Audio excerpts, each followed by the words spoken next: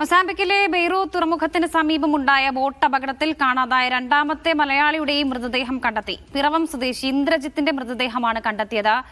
2 ആഴ്ച മുൻപാണ് അപകടമുണ്ടായത്.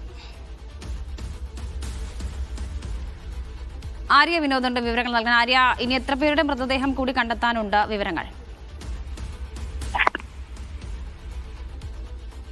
16 പേരായിരുന്നു ഈ ഒരു അപകടത്തിൽ പെട്ടിരുന്നത്. അതിൽ ഇപ്പോൾ 2 പേര് മലയാളികളായിരുന്നു ഉണ്ടായിരുന്നത്. അതിൽ ഒരാളുടെ മൃതദേഹം നേരത്തെ തന്നെ ലഭിച്ചിരുന്നു. ഇപ്പോഴാണ് പിറവം സ്വദേശിയായ ഇന്ദ്രജിത്തിന്റെ മൃതദേഹം ലഭിച്ചു എന്നുള്ള വിവരം ലഭിക്കുന്നത്.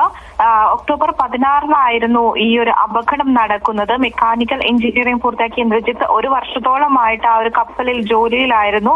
ശക്തമായ കാറ്റിലും കടൽക്ഷോഭത്തിലും പെട്ടാണ് ഈ ഒരു ബോട്ട് മറിഞ്ഞ് അപകടം ഉണ്ടാകുന്നത്. ഇപ്പോൾ 2 ആഴ്ചക്ക് ശേഷമാണ് ഇന്ദ്രജിത്തിന്റെ മൃതദേഹം കണ്ടെത്തുന്നത്.